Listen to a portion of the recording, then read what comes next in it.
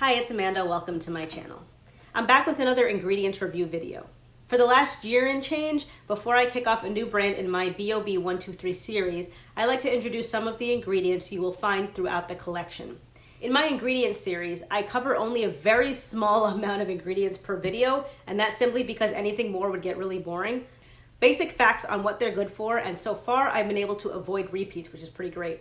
And on that, I have covered quite a bit so far, and there's so much more to cover. And that's all the more reason that brands that load garbage, in my opinion, into their products really have no excuse.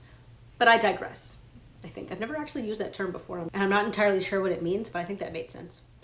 But I digress. By the way, my BoB123 series is my Black-owned brand series only, where I do 3 wash day reviews, 3 styles, and I offer 3 different company facts per video. And just to note, if you are new, I only test out and review products with clean ingredients, and I judge clean as those not containing ingredients with health hazards or toxicity warnings or what I consider to be useless fillers. And I've been challenged on this whole fillers thing before, saying that I didn't understand what a filler was, so to avoid that comment again, to me, a filler is something that serves little to no purpose or might fill a purpose, like a thickener, but that's it. Whereas you can find another ingredient that can thicken and provide another benefit. You'll find ingredients like that in like Plant Life, Ayurveda, and the like. These judgments on the ingredients are made based on my own independent research from as a reliable source as I can find. Note that a lot of benefits and even dangers, should there be any, are very often based on anecdotal evidence, as there are relatively few scientific experiments on many herbs, spices, and plants. Criminal as it may seem, and despite their massive distribution, hair products are not properly regulated for safety. So often I try to be more discriminating when it comes to, for instance, chemical compounds that are used in products that may carry a safety warning.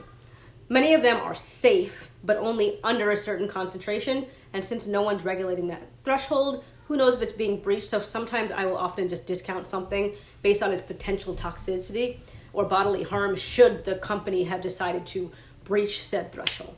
Let me move on though. For a growing list of ingredients and their functions in hair products, visit my website, uptightcurls.com. I recommend you check out the ingredients tab and the no list and my glossary for general reference. The brand I'm covering right now is Curl Origin, a relatively frequently requested brand at this point. In this video, I'm going to introduce just 5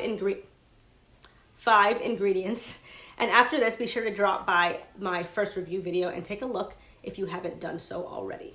I have listed in the description box the specific products I'll be covering in my review, aka the ones that I bought during Black Friday, but my ingredients reviews always pull from the full scope of ingredients across a brand. And for those of you who like to have numbers, the brand carries 101 ingredients across 30 products.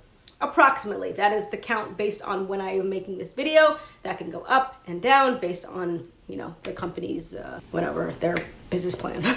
First up is Maracuja extract, otherwise known as yellow passion fruit.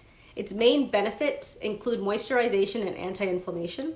It's incredibly rich in linoleic acid, actually being one of the best sources of this fatty acid on the planet. Linoleic acid plays an important role in supporting skin and hair health. Maracuja also serves as an antioxidant, which means that it helps combat free radical damage from environmental factors. It's also a great emollient, rich in vitamin C, calcium, and phosphorus.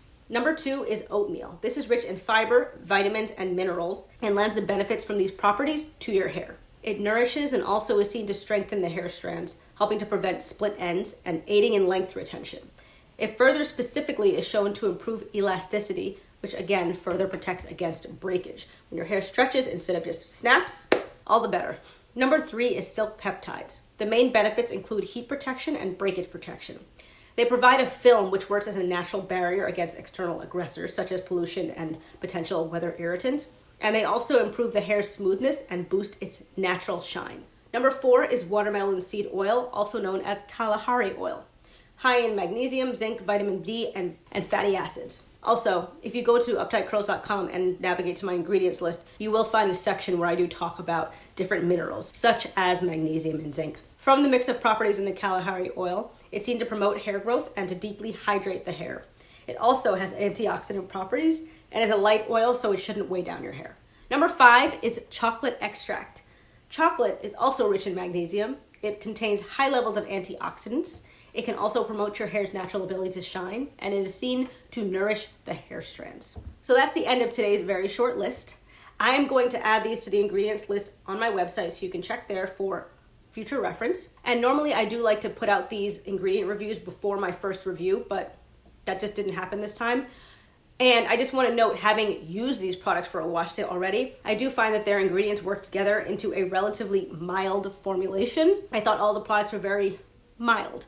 I didn't experience a lot of shine, but my hair does respond well to products that provide shine, so my hair can be shiny. It just wasn't that much this time around. None of the products have wowed me so far outside of their incredibly pleasant smell.